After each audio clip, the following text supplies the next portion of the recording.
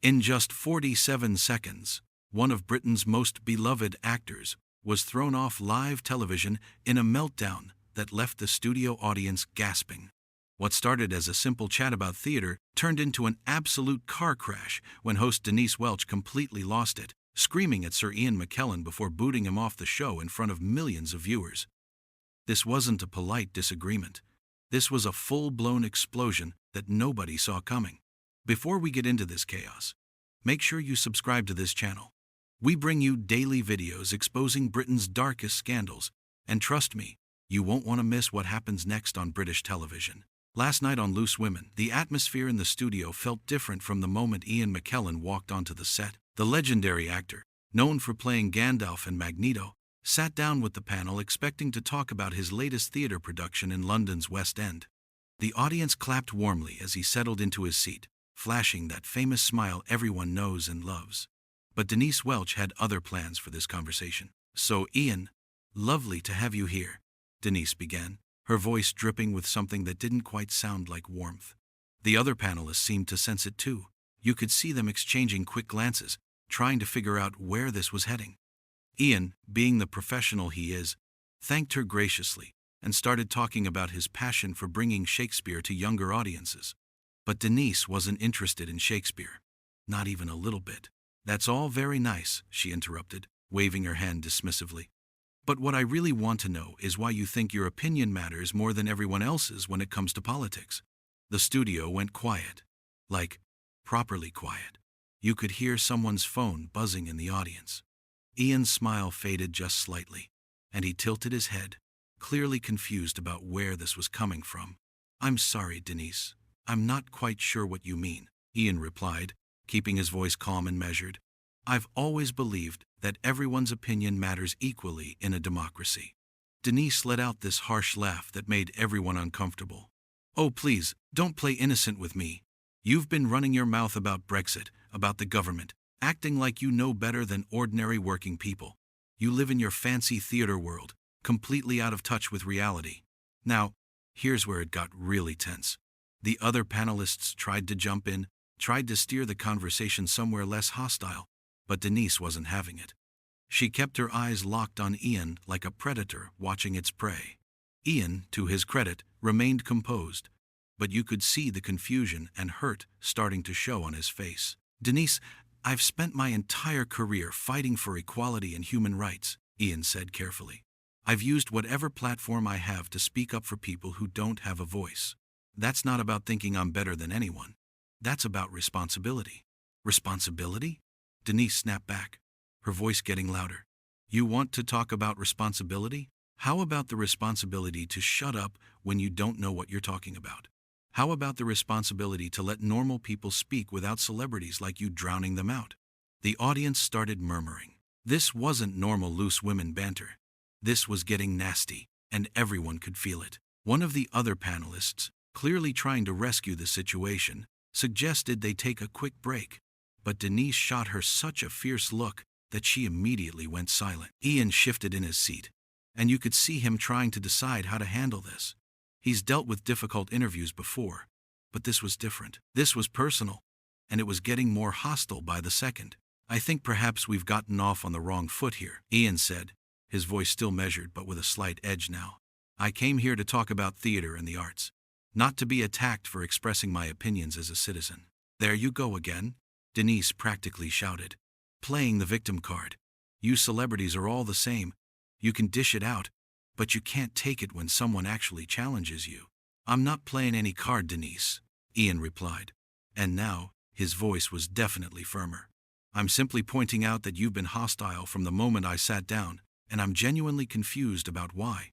The tension in that studio was thick enough to cut with a knife. The audience didn't know whether to gasp or stay silent. Some people looked genuinely worried about what was going to happen next, and honestly, they should have been. Denise leaned forward in her chair, her face getting red now. "You want to know why? Because I'm sick and tired of people like you talking down to the rest of us.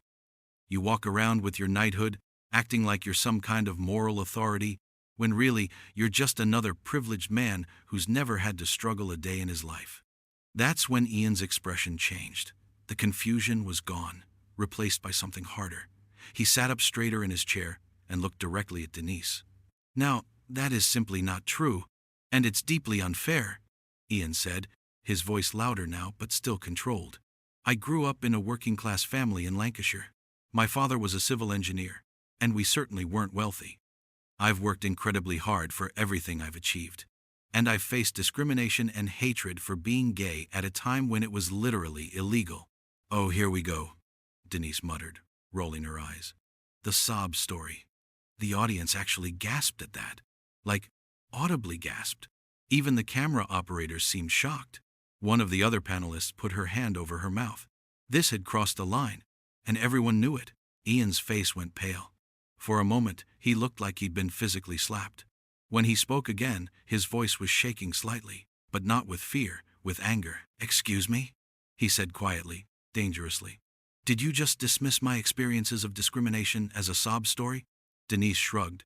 Actually shrugged, like she hadn't just said something incredibly offensive on live television. "I'm just saying, everyone has struggles. You don't get to use yours as a shield whenever someone criticizes you." "I'm not using anything as a shield." Ian's voice was raised now, properly raised. The calm, measured tone was gone. "You started this conversation by attacking me for absolutely no reason. I came here as a guest on your show, and you've treated me with nothing but contempt and disrespect from the first second. Maybe if you weren't so full of yourself, you'd see that I'm just asking tough questions." Denise shot back, her own voice getting louder to match his. "Tough questions." Ian let out a bitter laugh. "You haven't asked me a single question about anything meaningful. You've just hurled insults and accusations. That's not journalism, Denise. That's just being cruel." The studio was in chaos now. The producers were probably losing their minds in the control room. The other panelists had completely given up trying to intervene. This was a full-blown argument, and it was escalating fast. "How dare you?" Denise said, standing up from her chair now. "How dare you come on my show and tell me I'm not a journalist? I've been doing this for years, and I don't need some actor telling me how to do my job."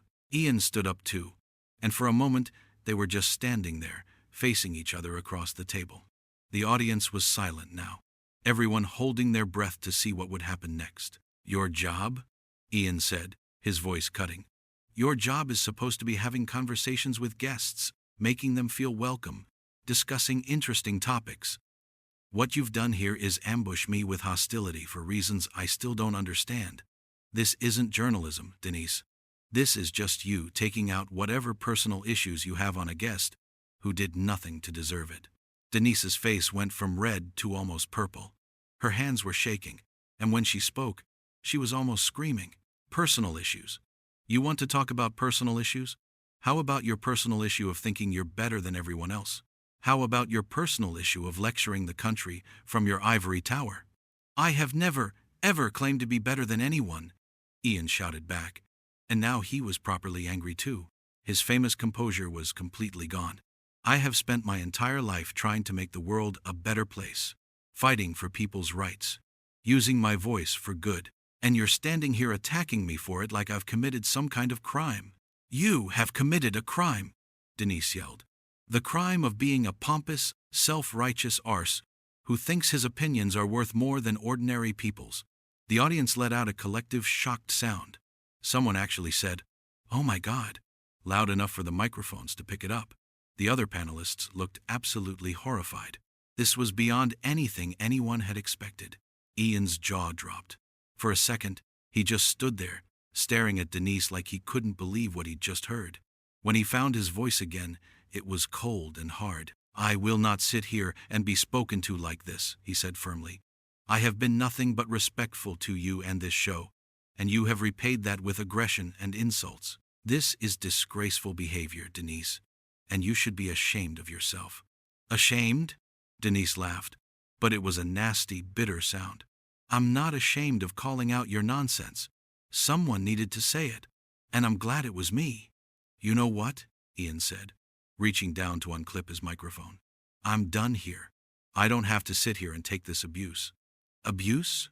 Denise screeched. "This is a bloody talk show.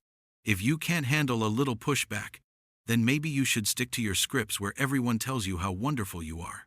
Ian's hands fumbled with the microphone clip for a second, and then he just ripped it off, not caring if he broke it. He looked at Denise one more time, and the disappointment on his face was crushing. "A little pushback?" he said quietly, and somehow that quiet voice was more powerful than all the shouting. "Denise, you didn't push back against anything. You launched into a completely unprovoked attack on me as a person. There's a difference between challenging someone's ideas and being cruel, and you crossed that line about 5 minutes ago." "Oh, so now I'm cruel?" Denise said, but her voice was still at full volume. "I'm cruel for telling the truth? For saying what everyone else is thinking?" "You're not speaking for everyone, Denise," Ian said, his voice still quiet but firm. "You're speaking for yourself. And frankly, what you're saying reveals far more about you than it does about me." That hit a nerve. You could see it on Denise's face. Her eyes went wide, and her mouth opened like she was about to say something. But Ian kept talking.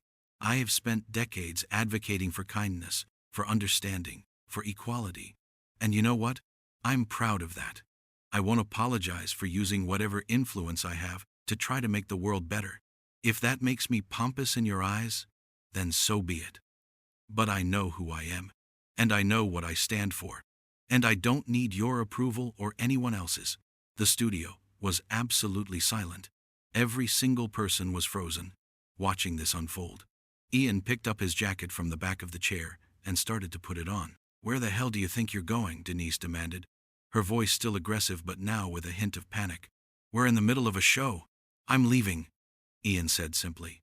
"I won't stay somewhere where I'm treated with such disrespect." "You can't just leave," Denise shouted. "You're contracted to be here." Ian actually laughed at that. A short, sharp sound.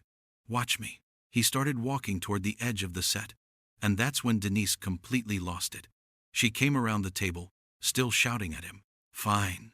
Leave then. Run away like a coward. That's what celebrities do, isn't it?